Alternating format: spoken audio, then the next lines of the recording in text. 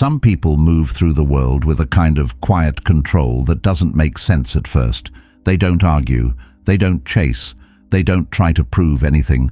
They step back, and everything shifts. The energy changes. Conversations feel different.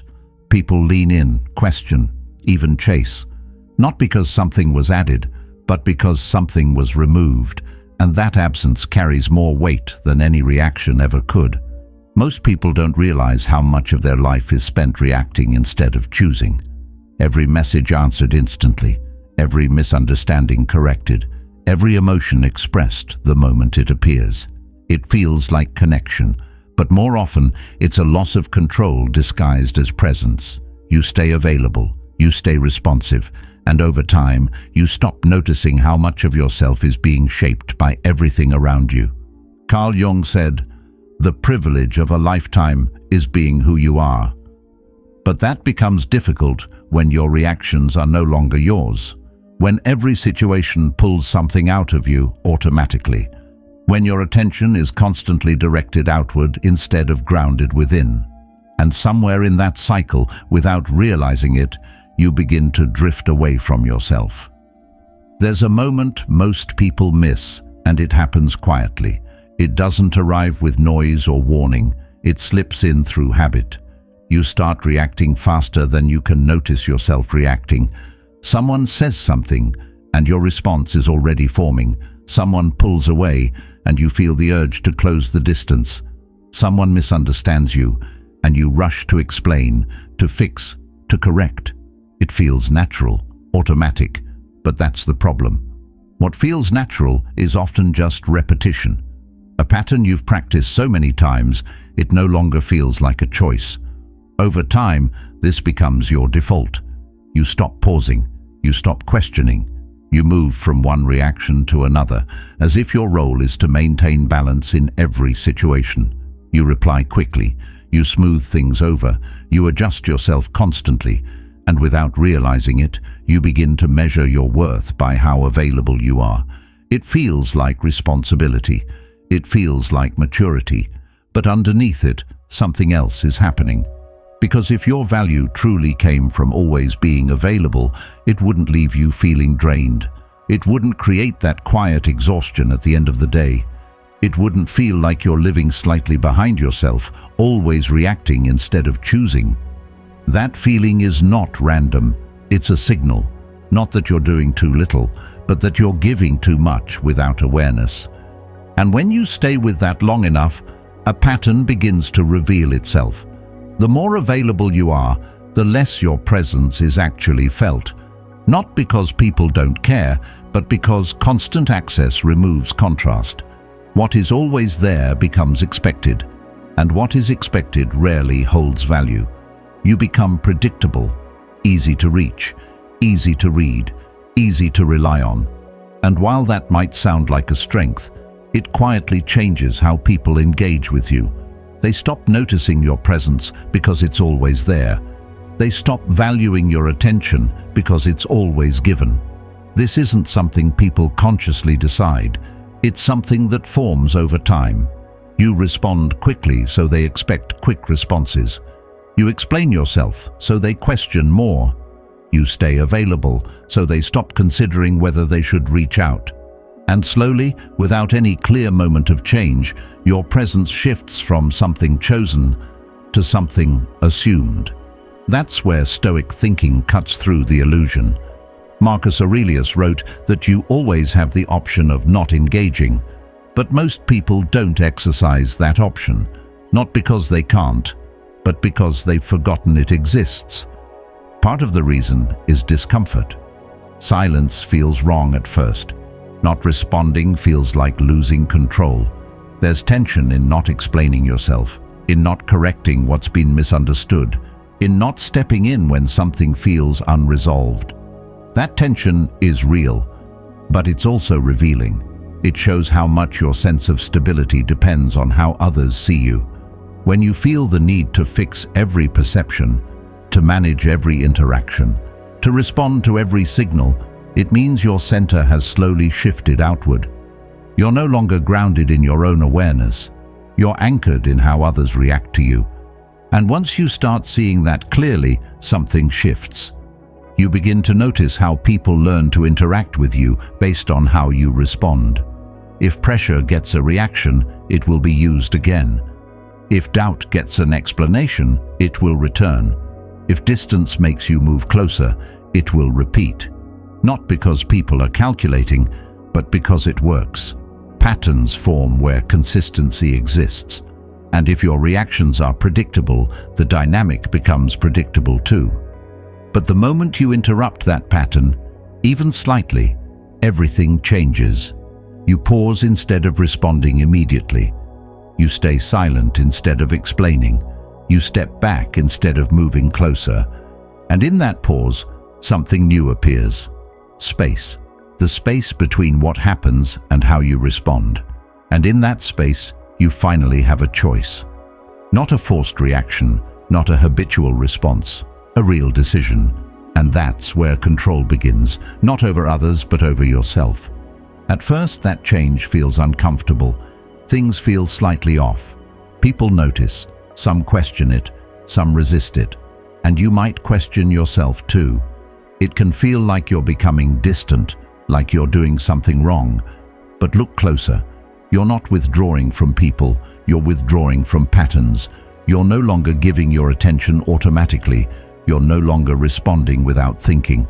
And that creates friction, because people are used to the version of you that required less effort to access. That's where many people fall back. Not because the old way was better, but because it was familiar. But discomfort isn't a signal to retreat. It's a sign that something is changing. Seneca wrote that we suffer more in imagination than in reality. Much of the discomfort you feel isn't coming from what's actually happening. It's coming from what you think might happen if you don't respond, if you don't explain, if you don't engage. But when you sit with that discomfort instead of escaping it, you begin to see it more clearly, and it starts to lose its power. As this continues, something deeper begins to form. You start observing more than reacting.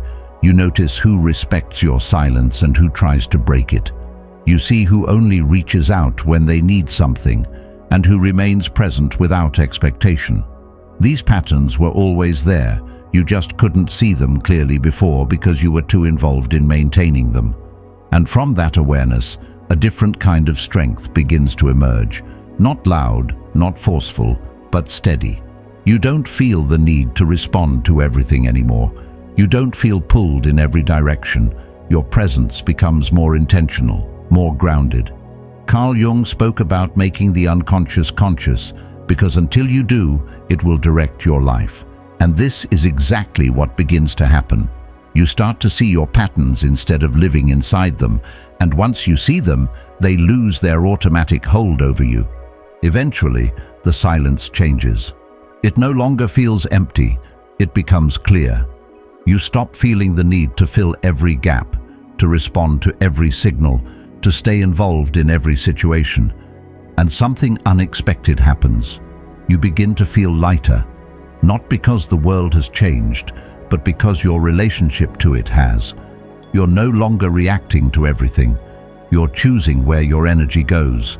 And in that choice, you reclaim something most people don't even realize they've lost: control. Not over others, not over outcomes, but over yourself. And when that happens, everything shifts. Not because you forced it to, but because you stopped giving yourself away without awareness. If this is starting to resonate, if something here feels familiar in a way that's hard to ignore, then take that seriously, because awareness is where change begins.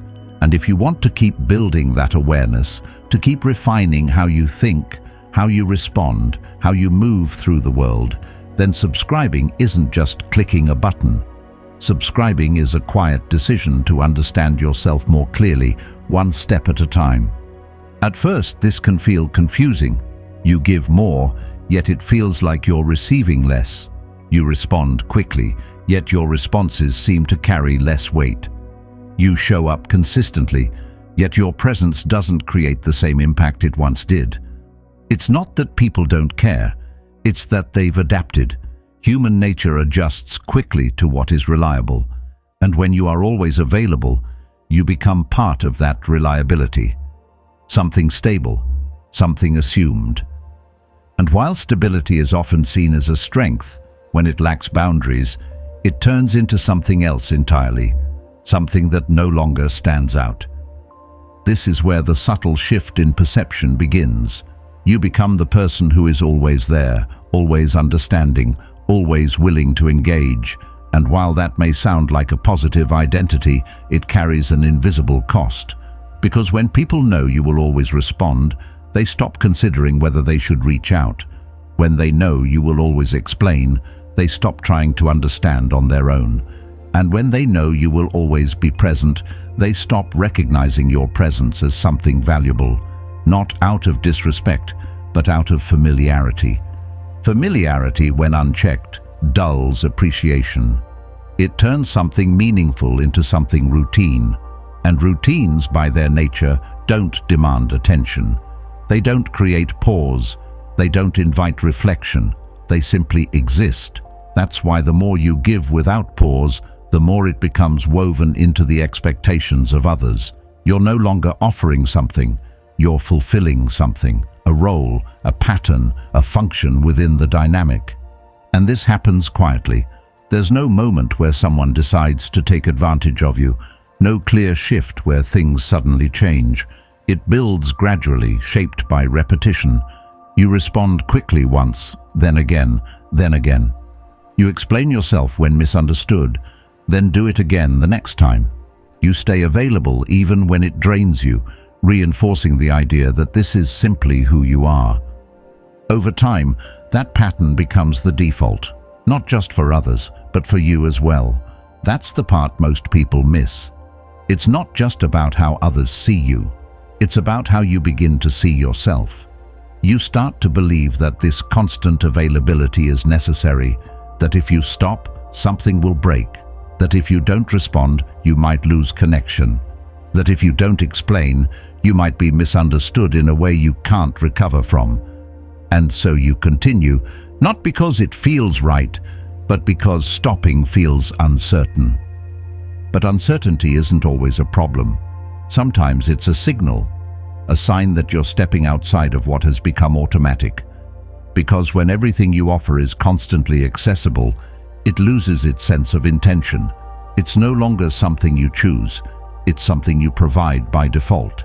And anything provided by default eventually stops being questioned. But if that's true, then why does it feel so difficult to hold back? Why does silence feel heavier than response? Why does stepping away feel like losing something, even when staying costs you more? The answer isn't found in logic alone. It sits deeper in the habits you've built and the expectations you've internalized. Because over time, reacting becomes more than a behavior. It becomes a way of maintaining control, or at least the illusion of it. Responding quickly feels like staying in control of the situation. Explaining yourself feels like controlling how you're perceived. Staying available feels like controlling the connection. But these forms of control are fragile. They depend on constant input, constant adjustment, constant engagement. And the moment you stop, even briefly, it feels like everything might shift in a way you can't manage.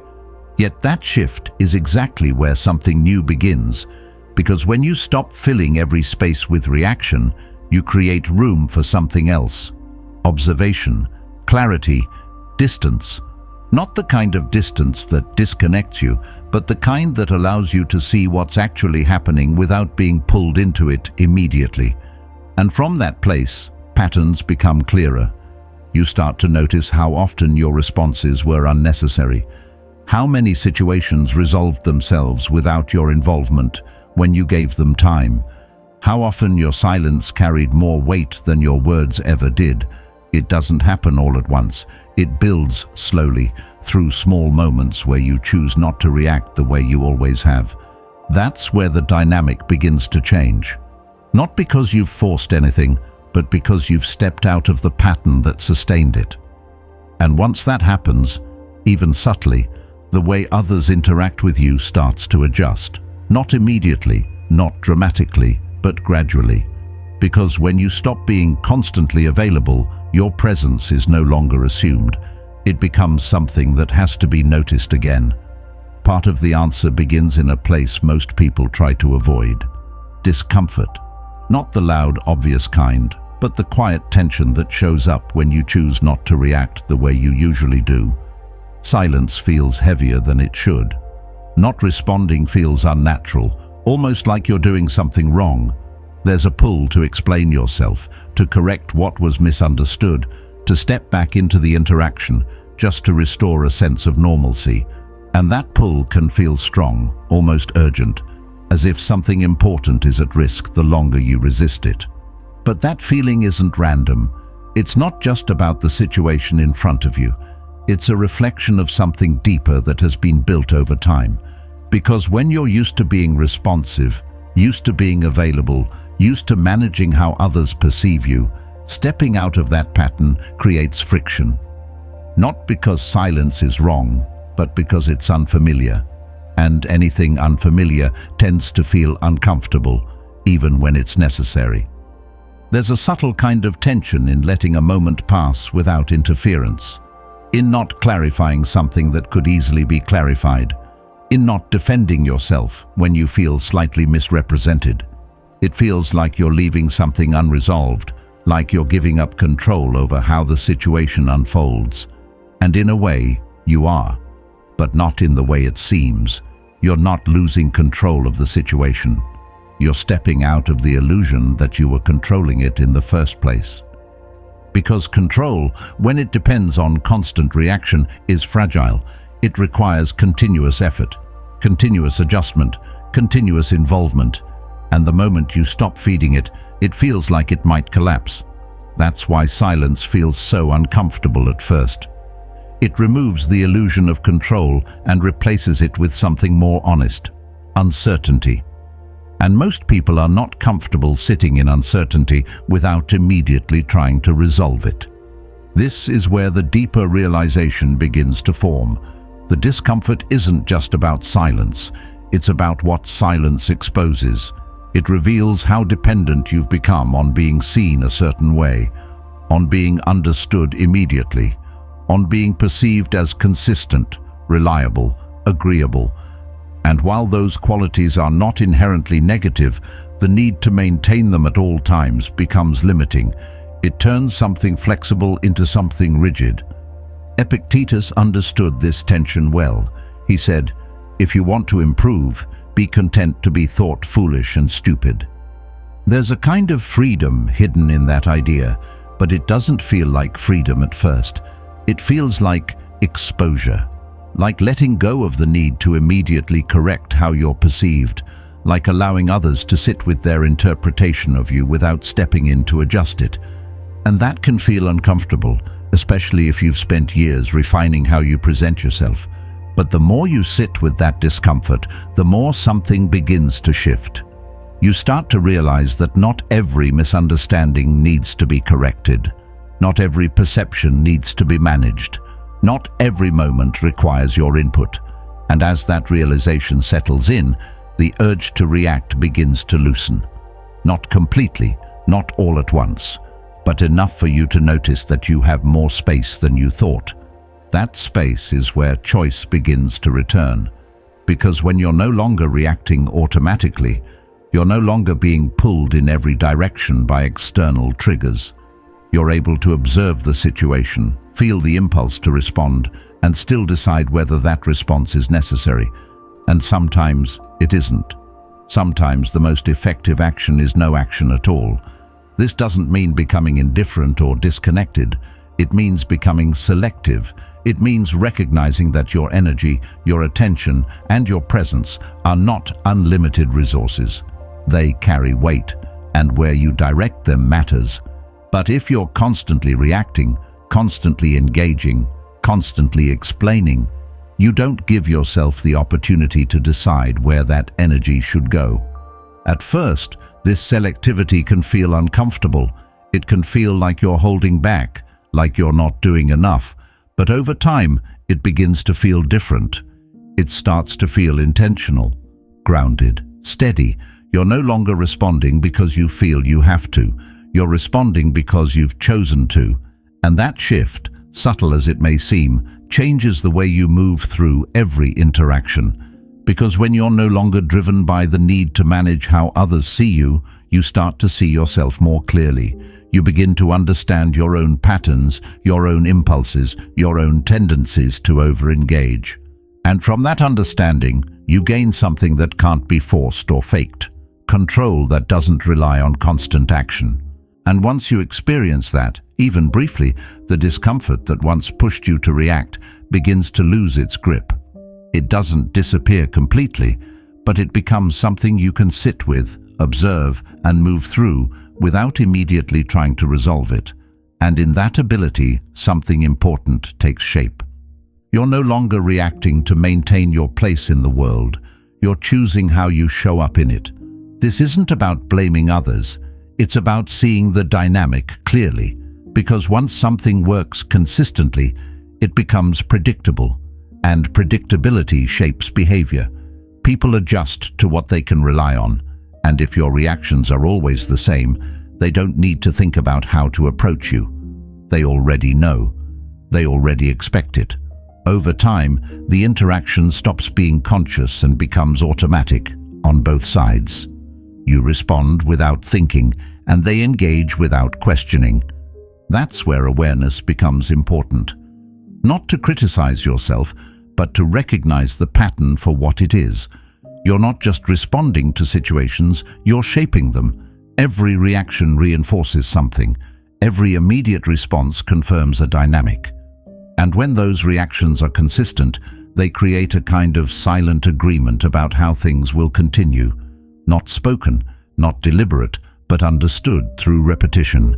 What makes this difficult to notice is that it feels normal. It feels like you're simply being yourself, simply responding in a way that makes sense. But when you step back, even slightly, you begin to see how much of that normal is built on habit rather than choice. You start to recognize that the way you've been responding isn't the only way you could respond. It's just the way you've practiced the most. And that's where something begins to shift. Not externally at first, but internally. You start to notice the moment between what happens and how you react to it. A small pause appears. Maybe just a second, maybe less. But it's enough to feel the difference. Enough to realize that your response doesn't have to be immediate. That it doesn't have to follow the same pattern it always has. This space, small, almost invisible, is where control begins to return. Because in that space, you're no longer being carried by habit. You're observing it. You're aware of the impulse to react, but you're not fully inside it. And that awareness gives you something you didn't have before, a choice. At first, using that choice feels unfamiliar. You hesitate. You pause where you would normally respond. You let a moment pass without filling it. And that pause can feel uncomfortable, almost unnatural, but it also feels different. There's a sense of separation, a distance between you and the situation that wasn't there before. You're no longer fully immersed in it. You're seeing it from the outside, even if only slightly. And as you begin to use that space more often, the dynamic starts to change. Not dramatically, not all at once, but gradually. When you don't react the way you always have, people notice. Maybe not consciously, but something feels different to them. The pattern they were used to is no longer consistent. The predictability fades. And when predictability fades, attention returns. Because now your response is no longer guaranteed. It's no longer automatic. It becomes something that has to be observed again, something that isn't immediately known. And that changes how others approach you. They become more aware, more cautious, not necessarily in a negative way, but in a way that reflects the shift in the dynamic. At the same time, something changes within you. You begin to feel less pulled by situations, less controlled by the need to respond. You notice that not every comment requires a reply. Not every misunderstanding needs to be corrected. Not every moment needs your involvement. And that realization creates a sense of steadiness that wasn't there before. There's a quiet strength in that, Not the kind that demands attention, but the kind that holds its ground without needing to prove anything, the kind that doesn't rush to respond, doesn't rush to explain, doesn't rush to fix. And that strength comes from something simple: awareness of your own patterns and the willingness to step outside them. Because when you don't react immediately, the situation often changes on its own. It settles, it loses intensity. What felt urgent begins to feel manageable, and in that shift, your response, if you choose to give one, comes from a different place. Not from impulse, but from clarity. That's where the real change happens, not just in how others interact with you, but in how you experience those interactions. You're no longer caught in the same loop of reaction and response. You're no longer reinforcing the same patterns. You're creating something new, something less predictable, something more grounded. And as that continues, the space between stimulus and response becomes more familiar, less uncomfortable, more natural. It becomes a place you return to, not avoid. A place where you pause, observe, and decide. And in that place, something important settles in. You're no longer just reacting to the world around you. You're choosing how you engage with it. And that distinction matters. Because you're not withdrawing from people. You're withdrawing from patterns that no longer serve you. You're creating space between what happens and how you respond. You're allowing yourself to pause, to observe, to choose. And that space, while quiet, changes everything. It interrupts the flow that once carried you from one reaction to the next without question. But interruption creates friction, not because something is wrong, but because something is different. People who are used to reaching you easily may find that it now takes more effort. People who relied on your immediate responses may feel the delay, and even if they don't consciously understand it, they feel the shift. The version of you they were interacting with is no longer consistent in the same way. And inconsistency, especially when it replaces predictability, can be uncomfortable.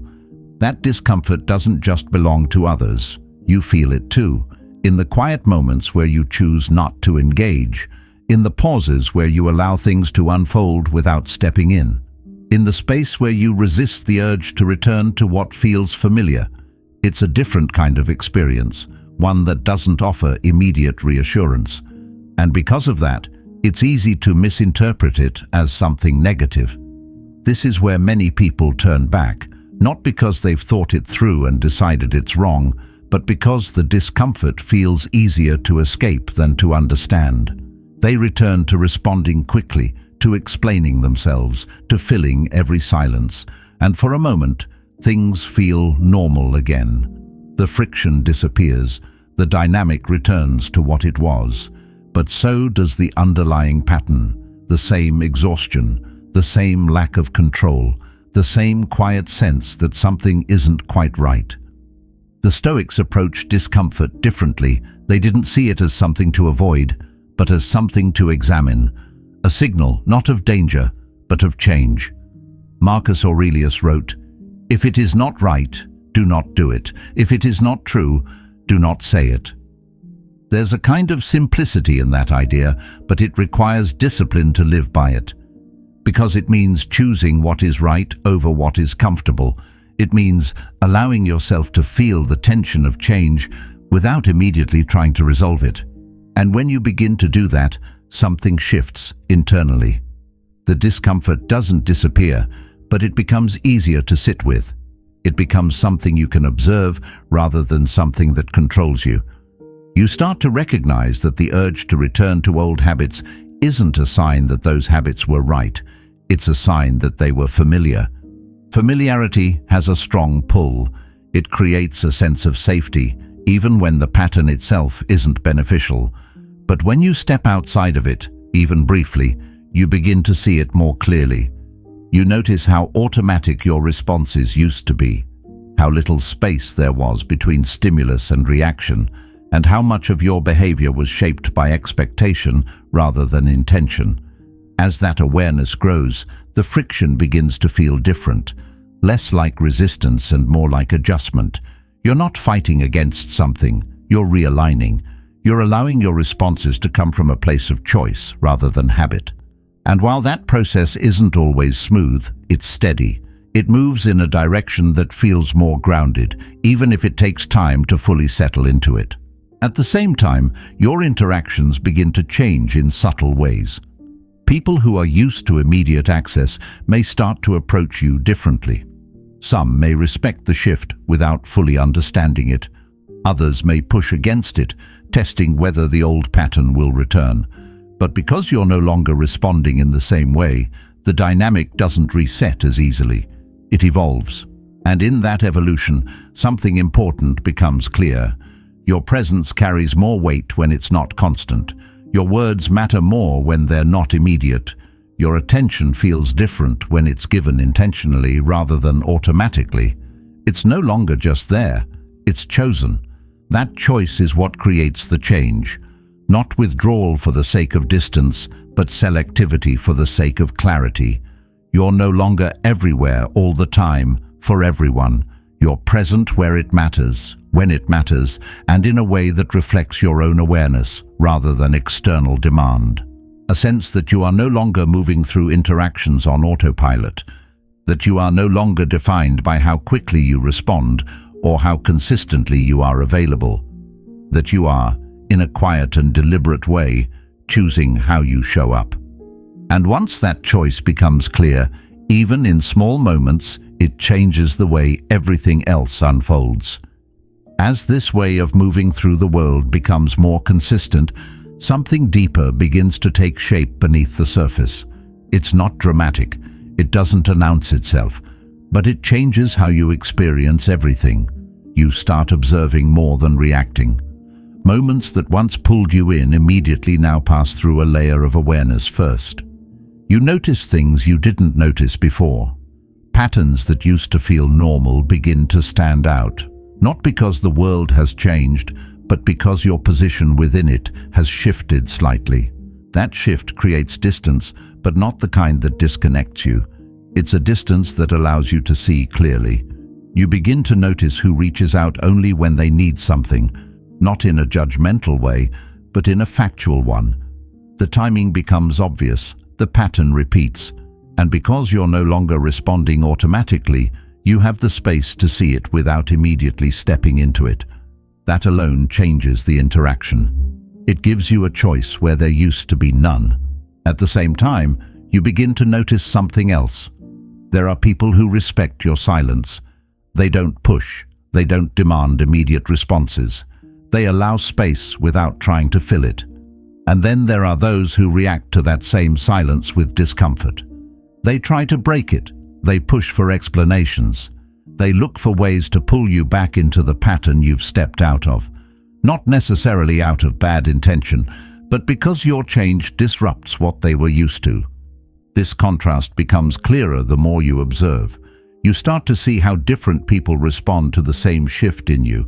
Some adjust naturally, others resist. And in that difference, you begin to understand something important.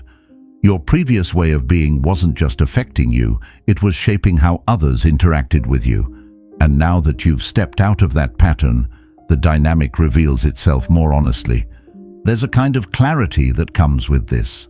Not the kind that answers every question, but the kind that removes confusion. You no longer feel the need to interpret everything emotionally. You see behavior as behavior, patterns as patterns. You don't rush to assign meaning where there may be none, and that alone creates a sense of steadiness that didn't exist before.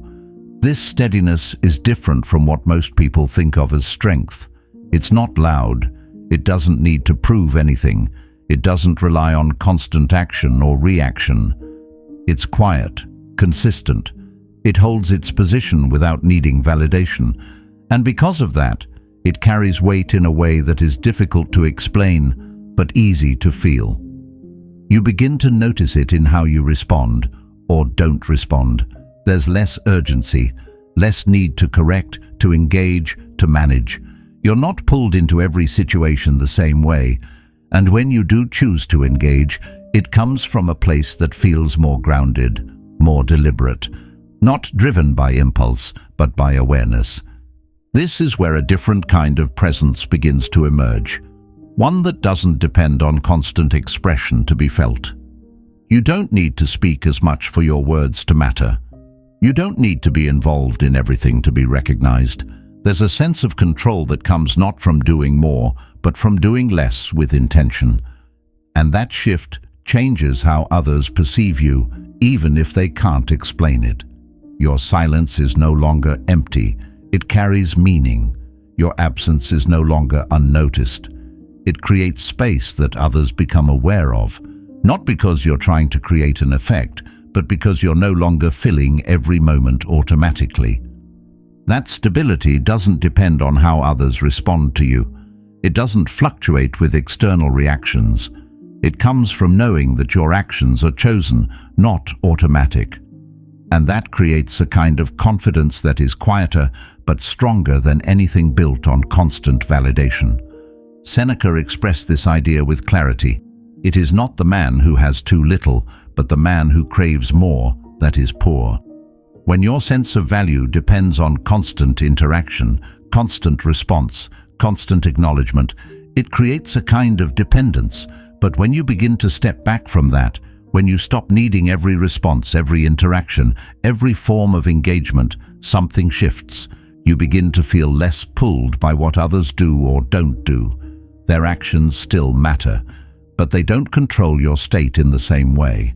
You're not waiting for responses. You're not driven by the need to maintain every connection at all times.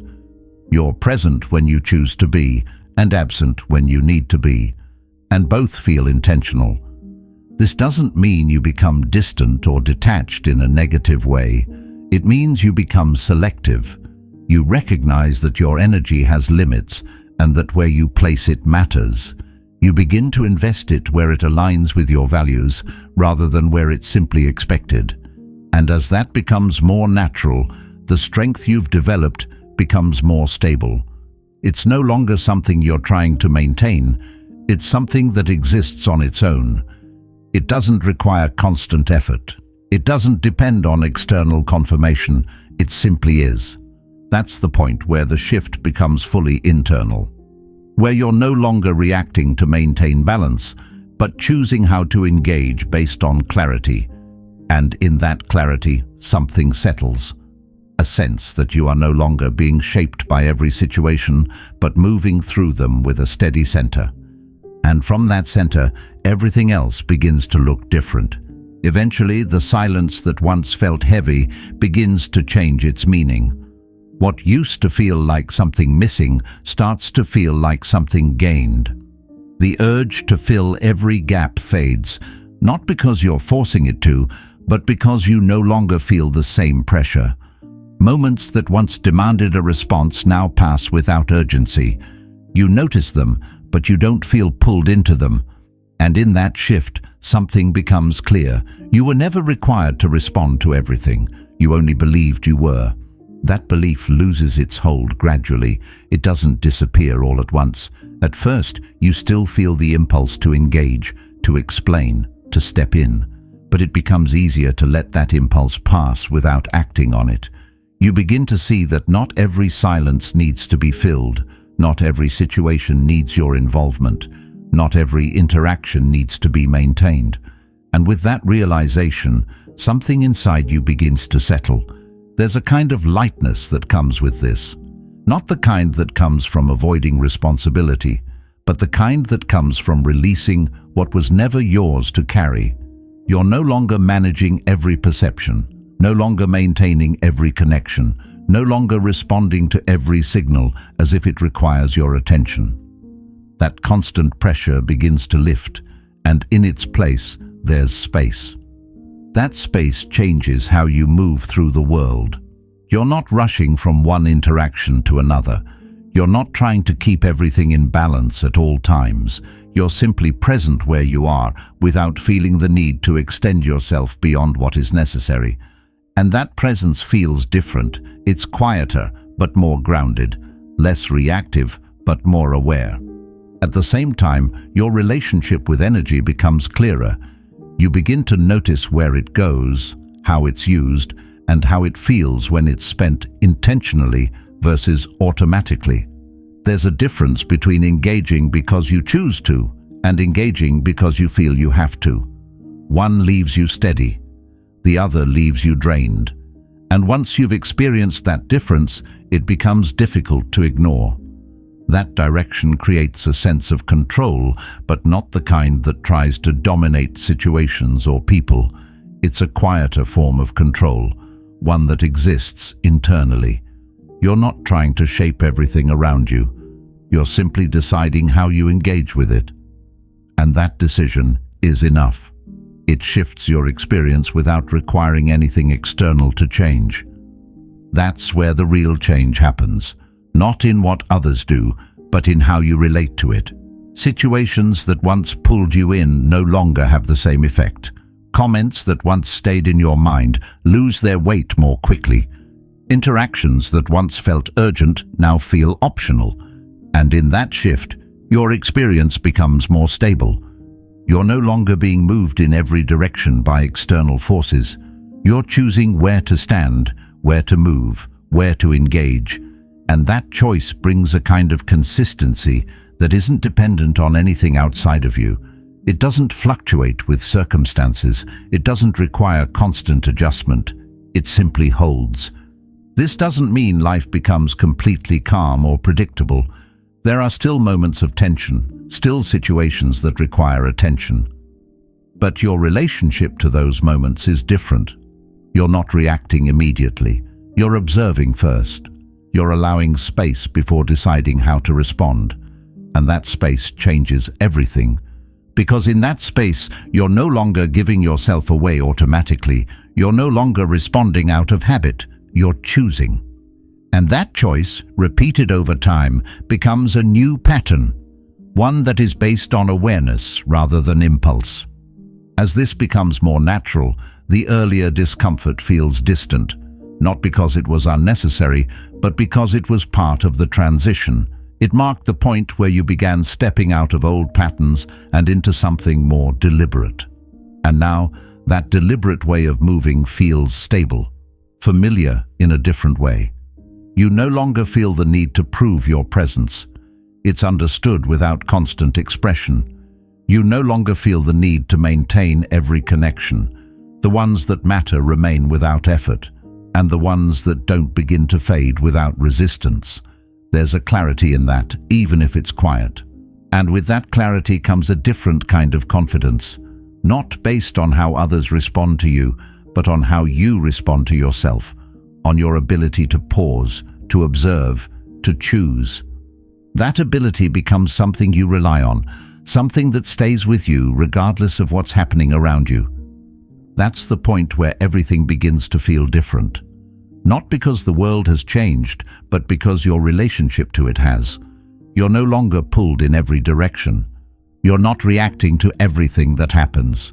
You're choosing where your energy goes, where your attention rests, where your presence is placed. And in that choice, you reclaim something that was always yours, but often overlooked. Control, not over others, not over outcomes, but over yourself. And that form of control doesn't require force. It doesn't need to be maintained constantly. It exists quietly, shaping how you move through everything without needing to be seen. Once that becomes clear, the need to be constantly available begins to fade completely. Not as a rule, not as a restriction, but as a natural result of understanding. You don't need to withdraw from everything. You simply stop giving yourself away without awareness. And from that point forward, every interaction, every response, every moment carries a different weight. Not heavier, but more intentional, more aligned, more yours. At some point, it stops being about silence and starts being about who you become in it. Not someone distant, not someone cold, but someone who is no longer controlled by every impulse, every expectation, every demand. Someone who chooses, and in that choice finds a kind of peace that doesn't depend on anyone else. If this message stayed with you, then don't break that momentum. Watch one of the videos on your screen right now and keep building that awareness step by step. And truly, Thank you for being a part of Stoic Journal.